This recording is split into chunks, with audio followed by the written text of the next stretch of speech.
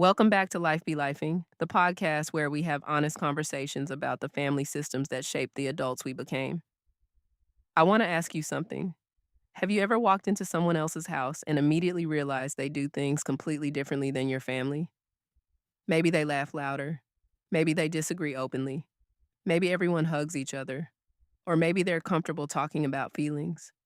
And you find yourself thinking, wait, this is allowed? That's because every family has its own culture. Every family has its own language, its own traditions, its own expectations, and every family has rules. Some are spoken, but the ones that shape us the most usually aren't. Children don't come into the world knowing how to survive inside a particular family. They learn, not because someone sits them down and explains everything, but because they're always watching. They're paying attention to what gets praised.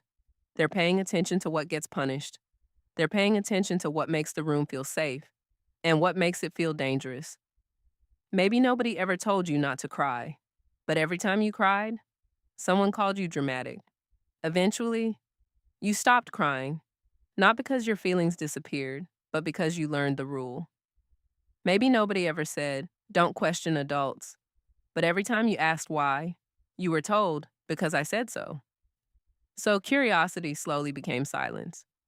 Maybe nobody ever said, keep family business inside this house.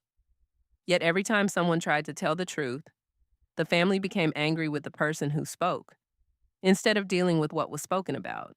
And without realizing it, everyone learned another rule. Protect the family's image, even if people inside the family are hurting. That's how family systems work. Rules don't always have to be spoken. Sometimes they're demonstrated, repeated, rewarded, and eventually expected. Now, here's something that's important to understand. Most families don't intentionally sit around creating unhealthy rules. Many parents are simply repeating what they experienced growing up. If emotions weren't welcomed in their childhood, they may not know how to welcome yours. If they grew up believing children should be seen and not heard, they may continue that tradition without ever questioning it. Sometimes these rules began generations ago. Someone survived hardship. Someone survived poverty. Someone survived addiction. Someone survived war. Someone survived abuse. And the rules that once helped people survive got passed down as though they were permanent truths.